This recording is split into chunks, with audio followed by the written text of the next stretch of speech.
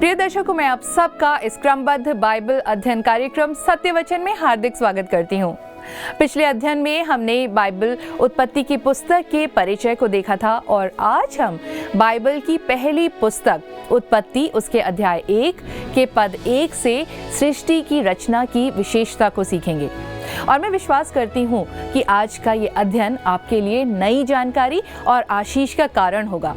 तो आइए हम परमेश्वर के दास के द्वारा इसे विस्तार से सीखें और समझें।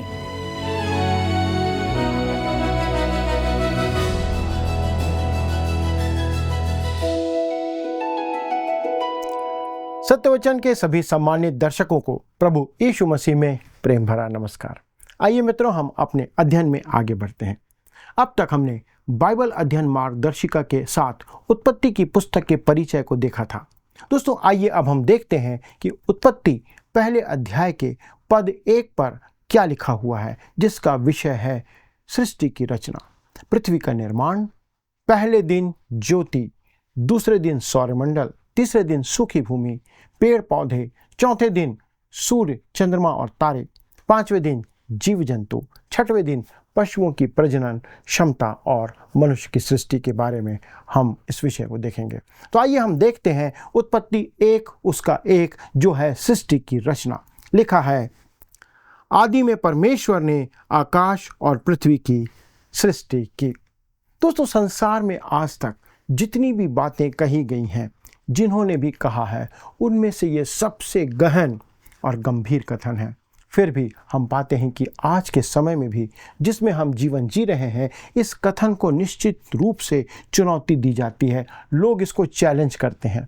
मुझे पूरा विश्वास है दोस्तों कि वास्तविक सृष्टि की रचना के बारे में हमारे पास बस यही एक कथन है जो बताता है कि आदि में, in the beginning God created heavens and earth, जो एक अपवाद है। जैसा हम अपने अध्ययन में आगे चलकर उत्पत्ति की पुस्तक में मनुष्य और जीव जंतुओं की रचना के संदर्भ में देखेंगे, परंतु यह सृष्टि की रचना का विवरण है और मैं इस बात को मानकर चलता हूं कि यह बहुत ही संक्षिप्त, बहुत ही कम शब्दों में दिया गया विवरण है।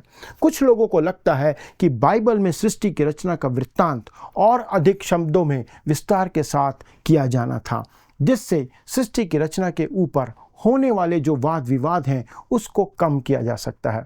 परंतु मित्रों, यह बड़ी रोचक बात है कि परमेश्वर ने हमें निश्चय ही एक बहुत संक्षिप्त प्रकाशन दिया है।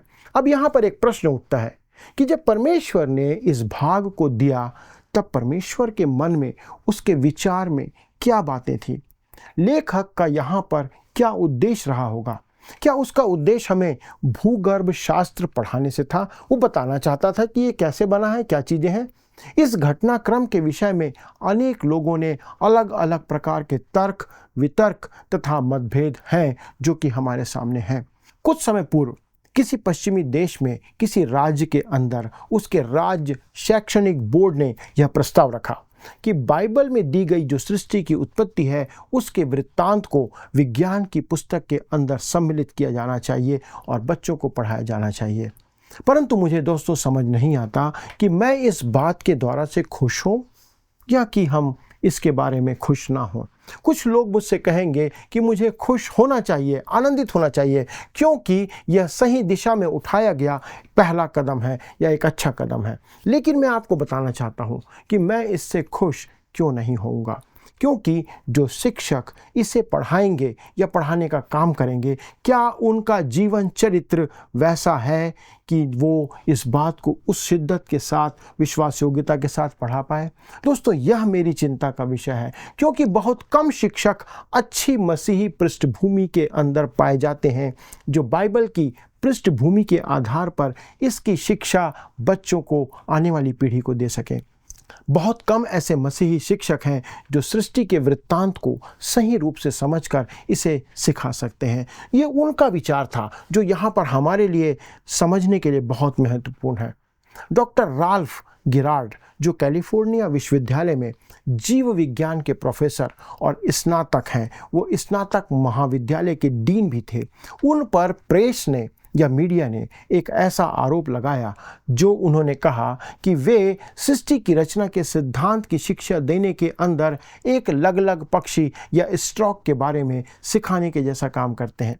दोस्तों, यहाँ पर रोचक बात यह है कि स्ट्रोक सिद्धांत जो कि विज्ञान के अंदर दिया गया है, उसके बारे में बाइबल कोई भी चर्चा नहीं करती है। यद्यपि आज वैज्ञानिक संसार में इसके विषय में बात की जाती है, परंतु सृष्टि की रचना का वर्णन हमें मिलता है बाइबल के अंदर। इसलिए यदि आप अपनी बाइबल को ध्यानपूर्वक पढ़ेंगे तो आपके अंदर कभी भी किसी अन्य सिद्धांत के बारे में कोई विचार नहीं आएगा। दोस्तों, यहाँ पर मेरा ऐसा विचार है कि यह व्यक्ति अवश्य ही बाइबल के विश्लेषण के बारे में जानता था, परंतु यह भी स्पष्ट है कि वह परमेश्वर के वचन के बारे में बहुत कम जानता है, क्योंकि जैसा कथन या जिस प्रकार का कथन उसने दिया, उससे यह बात स्पष्ट होती है कि वह परमेश्वर के वचन को अधिक नहीं जानता है। दोस्तों, हम देखते हैं कि सारी सृष्टि की रचना के विषय में मनुष्यों ने अपनी समझ के अनुसार अनेकों सिद्धांत बना लिए हैं, परंतु उनमें आपस में बहुत मतभेद है। सदा काल से ही मनुष्य की परिकल्पनाओं में मतभेद रहे हैं। इसके परिणाम स्वरूप लोगों में भी विवाद होते रहते हैं। वास्तव में मित्रों, ऐसे दो विपरीत विचारधारा के समूह हैं जिन्होंने उन बातों पर अपनी हठ धार्मिकता या उस धारणा को और उन दावों से समझदारी को प्रभावित करके उसे गंदा कर दिया है, अर्थात उनके टकराव के कारण वो गंदगी उत्पन्न हो रही है। उनमें से एक जनसमूह उन अहंकारी वैज्ञानिकों का है जो मानते हैं कि जैविक और दार्शनिक या बायोलॉजिकल और फिजियोलॉजिकल विकास ही सुसमाचार का सत्य है, या बाइबल के कहने का अर्थ है जो बाइबल इस रीति से कहती है। परंतु इसके साथ दूसरा समूह युवा और अभिमानी धर्मशास्त्रियों का है जो अपने इस गूढ़ ज्ञान पर घमंड करते हैं कि उन्होंने यह खोज कर लिया है कि परमेश्वर ने यह रचना कैसे की है। वो मानते हैं कि वो सब कुछ समझ गए हैं कि परमेश्वर ने यह सब कैसे किया। वे विज्ञान और बाइबल का जो सामंजस्य है वो स्थापित करने वाले किसी सिद्धांत के बारे में बड़ी ही चतुराई से लिखते हैं और वे बताते हैं कि कैसे ये हो सकता है या हुआ है। दोस्तों, वे पूर्व काल के महान बाइबल व्याख्याकारों का तिरस्कार करते हैं क्योंकि वे उनकी तुलना में, अर्थात वे सारे व्याख्याकार बाइबल के मामले में बहुत छोटे हैं, ऐसा वे मान करके चलते हैं। दोस्तों, इस संदर्भ में मैं इन दोनों समूहों को उस वचन पर विचार करने के लिए कहना चाहता हूं जो अय्यूब 38 अध्याय के पद 4 में परमेश्वर ने अय्यूब से तब कहा जब परमेश्वर अंततः उसके सामने प्रकट हुआ, अय्यूब के सामने, और उससे परमेश्वर प्रश्न पूछता है, जब मैंने पृथ्वी की नींव डाली तब तू कहाँ था? यदि तू समझदार है तो मुझे उत्तर दे। दूसरे शब्दों में परमेश्वर मनुष्य से कह रहा है कि हे मनुष्य, तू सृष्टि की रचना के विषय में बहुत बातें बोलता तो है और अनेक सिद्धांत भी तू आज प्रस्तुत करता है, परंतु तू यह भी नहीं जानता कि जिस समय मैंने, अर्थात परमेश्वर ने पृथ्वी की नींव डाली थी, उस समय तू कहाँ था? मित्रों, आज सृष्टि की रचना के विषय में हम अनेक सिद्धांत तथा विचार देखते हैं, परंतु समस्त सिद्धांत दो वर्गों में विभाजित होकर समाप्त हो जाता है। उनमें से पहला वर्ग है सृष्टि और दूसरा वर्ग है निराधार अनुमान, अर्थात एक तरफ सृष्टि है जिसकी रचना हुई और दूसरी तरफ है आपका केवल अनुमान। सभी अन्य सिद्धांत इन्हीं दो वर्गों के अंदर आप विभाजित कर सकते हैं।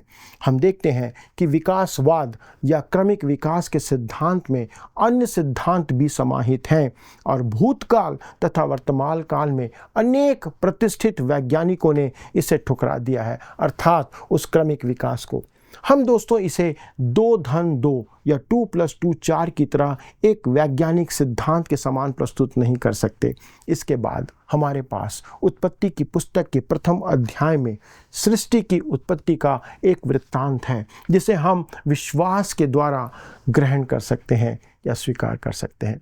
मित्रों, यह अति रोचक बात है कि परमेश्वर ने उसे इस रीति से बनाया है कि आप सिर्फ और सिर्फ विश्वास के द्वारा ही इस गंभीर वचन को ग्रहण कर सकते हैं, स्वीकार कर सकते हैं, सच मान सकते हैं। कृपया यहाँ पर ध्यान दीजिए दोस्तों कि नए नियम में इब्रानियों की पत्री का लेखक 11वें अध्याय के पद 1 से 3 में इसी बात को लिखता है और कहता है, अब विश्वास आशा की हुई वस्तुओं का निश्चय और अनदेखी वस्तुओं का प्रमाण है, क्योंकि इसी के विषय में प्राचीनों की अच्छी गवाही दी गई। विश्वास ही से हम जानते हैं कि सारी सृष्टि की रचना परमेश्वर के वचन के द्वारा हुई, पर यह नहीं कि जो कुछ देखने में आता है वह देखी हुई वस्तुओं से बना हो। सो यहाँ पर हम देख सकते हैं दोस्तों कि वह महान समस्या, वो बड़ी समस्या आज भी वैसी ही खड़ी हुई है। कैसे परमेश्वर ने कुछ नहीं से कुछ बनाया, या दूसरे शब्दों में किसी वस्तु के बिना कैसे परमेश्वर ने सब कुछ का निर्माण कर दिया। दोस्तों, आप इसका उत्तर या तो विश्वास के द्वारा या फिर अनुमान लगा करके ही प्राप्त कर सकते हैं, पर हम जानते हैं कि हमारे अनुमान का कोई आधार नहीं होता है, वह अवैज्ञानिक कथन है, नॉन साइंटिफिक स्टेटमेंट है। दोस्तों, आइए हम सृष्टि के आरंभ के संदर्भ में कुछ सिद्धांतों को और कुछ मान्यताओं को देखते हैं। ये वे लोग हैं जो कहते हैं कि हमें विज्ञान आधारित उत्तरों को ही महत्व देना चाहिए। दोस्तों, मैं आपसे पूछना चाहता हूं कि विज्ञान आधारित उत्तर क्या है? आज वैज्ञानिक क्या कह रहे हैं? सन 1806 में एक फ्रांसीसी प्रोफेसर श्री लायल ने बताया था कि सृष्टि की रचना के संदर्भ में फ्रेंच इंस्टीट्यूट ने ही लगभग 80 सिद्धांत प्रस्तुत किए हैं जो पवित्र शास्त्र बाइबल के वचन के विरोध में थे। परंतु दोस्तों, आज उनमें से एक भी सिद्धांत मान्यता प्राप्त नहीं किया है या मान्य नहीं है, अर्थात हमारे आज के युग में उन्हें कोई मान्यता नहीं देता है, वो कचरे के डब्बे में फेंक दिए गए हैं। परमेश्वर का भक्त मूसा एक मानवीय माध्यम था जिसे परमेश्वर ने उत्पत्ति की पुस्तक लिखने के लिए उपयोग किया, हम सब जानते हैं। और मुझे ऐसा लगता है कि मूसा इस बात को देखकर आज मुस्कुराता होगा कि किस प्रकार सृष्टि की उत्पत्ति को लेकर आज संसार के लोग परेशान हैं, वाद विवाद कर रहे हैं, क्योंकि जब उसने उत्पत्ति की पुस्तक लिखी थी तब उसके मन में, अर्थात मूसा के मन में, किसी भी प्रकार के वैज्ञानिक वृत्तांत को देने की कोई इच्छा या मनसा नहीं थी। पौलुस दूसरा तीमुथियुस 3 अध्याय 16 और 17 पद में परमेश्वर के वचन के उद्देश्य को स्पष्ट करते हुए कहता है, संपूर्ण पवित्र शास्त्र परमेश्वर की प्रेरणा से रचा गया है और उपदेश और समझाने और सुधारने और धर्म की शिक्षा के लिए लाभदायक है, ताकि परमेश्वर का जन सिद्ध बने और हर एक भले काम के लिए तत्पर हो जाए। दोस्तों, इस प्रकार हम देख सकते हैं कि परमेश्वर के वचन को लिखने का उद्देश्य केवल धार्मिकता के विषय में शिक्षा देना है। परमेश्वर चाहता है कि हम धार्मिकता की बातों को जानें। परमेश्वर का वचन हमें जीव विज्ञान अथवा भूविज्ञान सिखाने के लिए नहीं लिखा गया है। मित्रों, यह पवित्र वचन वास्तव में केवल परमेश्वर से मनुष्य के बीच के संबंध को दर्शाने के लिए या प्रकट करने के लिए लिखा गया है। और दूसरी ओर इसका उद्देश्य यह भी है कि मनुष्य जान ले कि परमेश्वर मनुष्य से क्या अपेक्षा या आशा करता है और मनुष्य को क्या करना चाहिए कि उसका उद्धार हो सके, पापों की क्षमा वो प्राप्त कर सके, उसे मोक्ष मिल सके। दोस्तों, यदि आप चाहें तो उत्पत्ति की पुस्तक के प्रथम भाग को या प्रथम खंड को, जो कि 1 से लेकर के 11वें अध्याय तक है, उस पर आप लिख सकते हैं, उद्धार पाने के लिए मैं क्या करूं, या उद्धार पाने के लिए परमेश्वर की योजना। ये बात यहाँ पर हमें प्रकट की गई है। मित्रों, आप अनुमान लगा सकते हैं कि यदि परमेश्वर ने इस सृष्टि की रचना का वैज्ञानिक आधारित विवरण दिया होता तो मूसा के दिनों में कितने लोग इस बात को समझ पाते, कितने लोग इस बात पर विश्वास करते। दोस्तों, आज भी हमारे समय में कितने लोग इस बात को कि सृष्टि कैसे बनी है उसे क्या वैज्ञानिक दृष्टिकोण से समझ सकते हैं, समझ पाते हैं? नहीं समझ सकते। दोस्तों, आपको अपने मन में यह बात आज बैठा लेनी चाहिए कि ये बाइबल पढ़े लिखे और शिक्षित लोगों के लिए ही नहीं लिखी गई है, पर हर एक युग के साधारण अनपढ़ लोगों के लिए भी लिखी गई है कि हर कोई परमेश्वर की बात को समझ सके कि परमेश्वर क्या कहना चाह रहा है। यदि मूसा के दिनों में बाइबल वैज्ञानिक भाषा में लिखी जाती तो निश्चित तौर पर इसे दरकिनार कर दिया जाता, त्याग दिया जाता। इस कारण मनुष्यों ने जगत की सृष्टि या उत्पत्ति के विषय में अनेक विचार प्रस्तुत किए हैं, अपने तरीके से बातों को प्रकट किया है, जिसमें पहला विचार है माया या भ्रम का।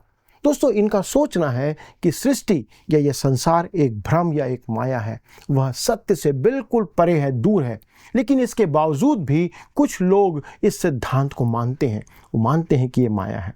दूसरे विचारकों का मानना है दोस्तों कि पृथ्वी अपने आप ही बनी है, अपने आप ही एग्जिस्टेंस में आ गई और बिना किसी तत्व के ये उत्पन्न हो गई है। दोस्तों, यह एक प्रकार से वही बात है जो बाइबल दूसरे तरीके से कहती है, पर दोस्तों इसमें परमेश्वर के वचन का भी उल्लेख किया गया है, जिसके कारण या जिस कारण से इस पृथ्वी का या इस सृष्टि का निर्माण होता है। दोस्तों, ये महत्वपूर्ण है कि हम इस बात को समझें कि लोग क्या समझते हैं। तीसरे प्रकार के लोगों का विचार है कि पृथ्वी की सृष्टि नहीं हुई, परंतु यह आदि काल से ही विद्यमान थी, आरंभ से ही यह पृथ्वी थी और कोई नहीं जानता कि कैसे यह आरंभ हुई। और इसके साथ ही अंतिम और चौथा विचार है कि पृथ्वी की सृष्टि या रचना की गई है और पृथ्वी को किसी ने बनाया है, किसी ने रचा है।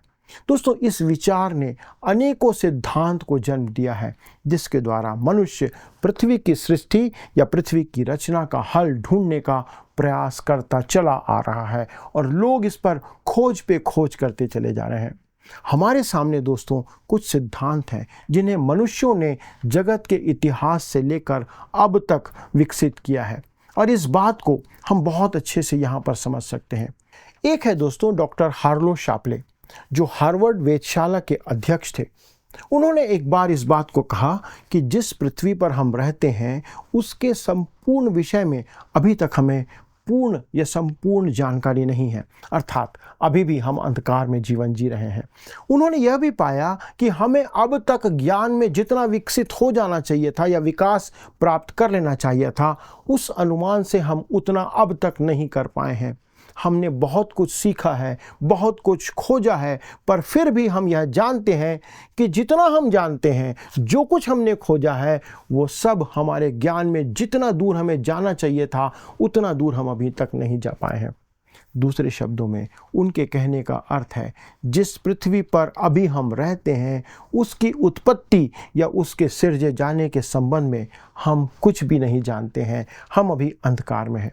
दोस्तों, जब एक प्रसिद्ध मानव विज्ञानी डॉक्टर लॉरेंस एस्ले को सृष्टि की रचना के बारे में पूछा गया तो उन्होंने कहा, हम जितना आत्मिक बातों के बारे में जानते हैं उतना हम तत्व या मैटर के बारे में अधिक नहीं जानते कि यह कैसे आया, कहाँ से यह मैटर आया जिससे कि ये बनाया गया, ये पृथ्वी बनाई गई। और ऐसा प्रतीत होता है कि ब्रह्मांड उभरते हुए स्तरों की एक श्रृंखला के रूप में उपस्थित है, जिनमें से कोई भी नीचे के स्तर के जैसा नहीं है। दोस्तों, हम इस परिवर्तन का इनकार नहीं कर सकते कि मनुष्य और अन्य जीवों का विकास हुआ है। काश मैं आपको प्रश्नों का उत्तर दे पाता, लेकिन अपनी अज्ञानता को, अपने अज्ञान को बड़े शब्दों में ढालने से ना तो आपको और ना ही मुझे कोई लाभ होगा। वो बिल्कुल अपने शब्दों में इस बात को ग्रहण करते हैं और एक्सेप्ट करते हैं कि हम अभी कुछ भी नहीं जानते हैं। दूसरे शब्दों में उनके कहने का अर्थ है, उनका मानना है कि आज भी हम सृष्टि की रचना के बारे में अज्ञानी हैं। इसके साथ ही एक प्रसिद्ध जीव विज्ञानी थे जिनका नाम है एडविन कॉल्विन। सृष्टि की उत्पत्ति के संदर्भ में वे कहते हैं, जीवन का उद्गम एक दुर्घटना से हुआ है। और ऐसा कहना मानो किसी छापे खाने या प्रेस में किसी विस्फोट के द्वारा से पूरे किसी शब्दकोश का तैयार होकर के निकल जाना उसके समान है। किसी वैज्ञानिक द्वारा एक ऐसा कथन दिया जाना बहुत ही अवैज्ञानिक प्रतीत होता है। दोस्तों, इसमें हमें कोई सच्चाई नहीं दिखाई देती, सच्चाई से परे है। आज संसार की उत्पत्ति के 3 प्रमुख सिद्धांत हैं जिसके बारे में ज्योतिष शास्त्र ने भी बहुत कुछ कहा है और इन तीनों बातों को जानना बहुत ही रोचक तथ्य है। पहला है दोस्तों स्थिर अवस्था सिद्धांत या स्टेडी स्टेट थ्योरी। दूसरा है महाविस्फोट सिद्धांत या बिग बैंग थ्योरी। और तीसरा है दोलयमान थ्योरी या दोलयमान सिद्धांत, जिसको झूलेमान सिद्धांत या ऑसिलेशन थ्योरी भी कहा जाता है। और मुख्य तौर पर दोस्तों ये 3 सिद्धांत ही आज संसार में माने जाते हैं। एक बार एक विश्व प्रसिद्ध खगोल शास्त्री ने एक राष्ट्रीय विज्ञान संस्थान की सभा में कहा था कि जो नई खोजबीन स्थिर अवस्था सिद्धांत को नकार देती है, जो कहता है कि ब्रह्मांड हमेशा से स्थिर है और नए तत्वों का निर्माण निरंतर होता आ रहा है, कई वर्ष पूर्व यह सिद्धांत स्वीकार किया गया था, परंतु अब हमारे पास ब्रह्मांड की सृष्टि के नए सिद्धांत उपस्थित हैं। उनका मानना उस महाविस्फोट सिद्धांत के आधार पर अरबों वर्ष पूर्व एक बड़ा विस्फोट हुआ और हम सब संभवतः दूसरे विस्फोट के लिए तैयार हो रहे हैं जो अगले 10 अरब वर्षों में होने की संभावना है। दोस्तों, मैं नहीं सोचता कि हमें इस विषय में कुछ चिंता करने की आवश्यकता है, परंतु यह एक रोचक सिद्धांत है जो ब्रिटेन में विकसित हुआ था। दोस्तों, कई वर्षों पूर्व एक प्रसिद्ध मानववैज्ञानिक जो कि एक मसीही विश्वासी सेवक के पुत्र थे, उन्होंने अफ्रीकी देश में मनुष्य की एक खोपड़ी की खोज की, जिसे उन्होंने एक विलुप्त कड़ी या मिसिंग लिंक कहा। उन्होंने मनुष्य की खोपड़ी के टुकड़े को खोद कर निकाला जिसके दांत पूर्ण रूप से विकसित थे, और उन्होंने उस मानव खोपड़ी को मानव सरोता या नट क्रैकर नाम दिया। और उनका अनुमान था मित्रों कि वह खोपड़ी एक किसी किशोर लड़के की थी जो 6 लाख साल पुरानी है।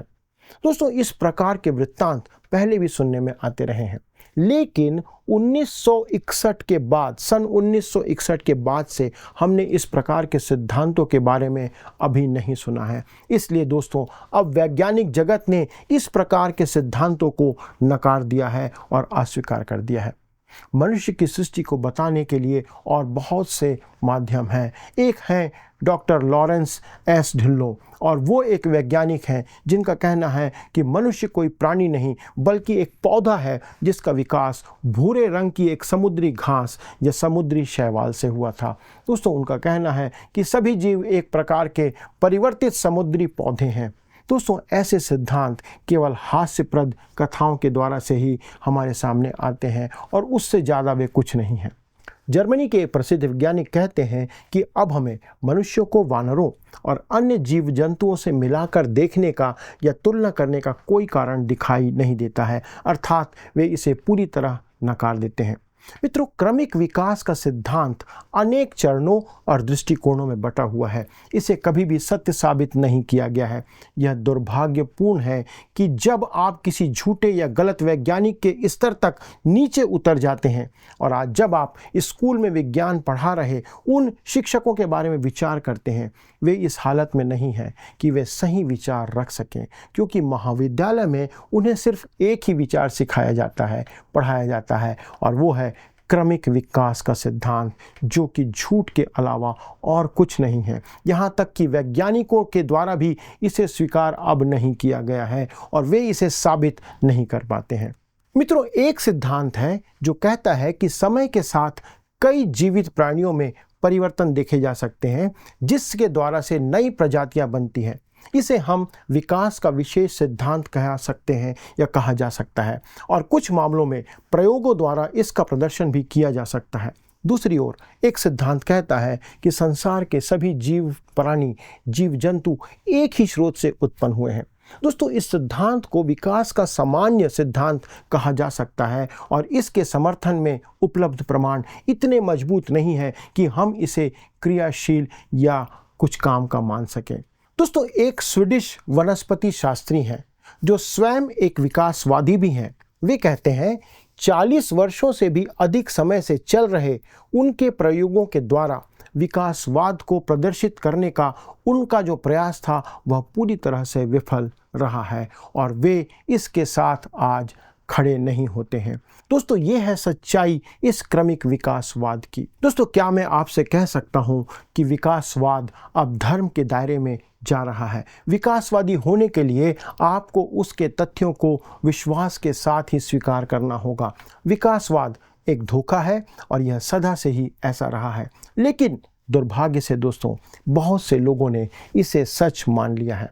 परमेश्वर का वचन बिल्कुल स्पष्ट कहता है, आदि में परमेश्वर ने आकाश और पृथ्वी की रचना की। मित्रों, आप केवल विश्वास से इसे स्वीकार कर सकते हैं और इसलिए ही हम विश्वासी कहलाते हैं। आइए दोस्तों, हम विश्वास के द्वारा परमेश्वर के द्वारा दी गई इस पवित्र वचन को स्वीकार करें कि परमेश्वर ने इसे रचा है। आइए हम प्रार्थना करें। स्वर्गीय पिता, हम धन्यवाद देते हैं कि आदि में आपने आकाश और पृथ्वी की रचना की। प्रभु, ये भेद हमारी समझ से बाहर है। हम केवल विश्वास के द्वारा इसे ग्रहण कर सकते हैं। हम नहीं जानते प्रभु कि आपने कैसे किया, कब किया, पर इतना जानते हैं प्रभु कि आपने क्यों किया। आपने मनुष्य को बनाकर इसमें रखा है और इसके लिए आपके पास एक उद्देश्य है, एक योजना है। अनुग्रह करना प्रभु कि हम आपके उद्देश्य को जानें, आपकी योजना को जानें और उसके अनुसार, आपके वचन के अनुसार चलते हुए विश्वास योग्य पाए जाएं। हमारे सारे दर्शकों को प्रभु आपके पवित्र हाथों में सौंपते हैं। विनती करते प्रभु आपका अनुग्रह उन पर, उनके पूरे परिवार पर बना रहे। प्रभु यीशु क्रिस्त के नाम से मांगते हैं, आमीन। प्रिय मित्रों, अगले प्रसारण में हम इस अध्ययन को आगे बढ़ाएंगे और मेरा पूरा विश्वास है कि अगला अध्ययन भी आपके लिए इतना ही रोचक रहेगा। यदि आपके पास कोई प्रश्न है तो कृपया फ़ोन के द्वारा हमसे संपर्क करें। प्रभु आप सभी को आशीष दे। प्रिय मित्रों, मैं आशा करती हूँ कि आज के अध्ययन के द्वारा आपने अवश्य ही उत्पत्ति की पुस्तक से सृष्टि की रचना को देखा कि कैसे परमेश्वर ने सृष्टि की रचना की। और सबसे महत्वपूर्ण बात यह है कि हमने सृष्टि के बारे में सीखा जिसकी जानकारी हमें सिर्फ बाइबल द्वारा ही स्पष्ट रीति से प्राप्त होती है। तो आइए हम भी इस सृष्टि की बातों को अपने जीवन में ग्रहण करें और उस परमेश्वर की उपासना करें। आइए अब हम प्रश्नों को देखें। पिछले प्रश्न का उत्तर है सी, उत्पत्ति। मिस्र देश का वर्णन सबसे पहले उत्पत्ति की पुस्तक में मिलता है। आज के अध्ययन पर आधारित प्रश्न है, परमेश्वर ने उत्पत्ति की पुस्तक लिखने के लिए किसको उपयोग किया? ए, अब्राहम, बी, तेरह, सी, नूह, डी, मूसा। मित्रों, इस प्रश्न का उत्तर हमें कल सुबह 6 बजे से पहले विकल्प ए, बी, सी या डी के साथ अपना नाम, पता, स्थान के साथ 9651433397 9651433397 पर SMS या WhatsApp करें। मित्रों, यदि आप इस अध्ययन को दोबारा सुनना चाहते हैं तो स्क्रीन पर दिए वर्ड रिसाउंड्स टुडे हिंदी लिखकर आप हमारे YouTube पर सुन सकते हैं। अधिक जानकारी और प्रार्थना के लिए आप दिए गए नंबर 9651433397 9651433397 पर संपर्क कर सकते हैं। हमारे परामर्शदाता आपकी सहायता के लिए सदैव तत्पर हैं। प्रभु आप सभी को आशीष दे। क्या आपको यह कार्यक्रम पसंद आया? अभी हमें एक मिस कॉल करें और आप अगले विजेता हो सकते हैं।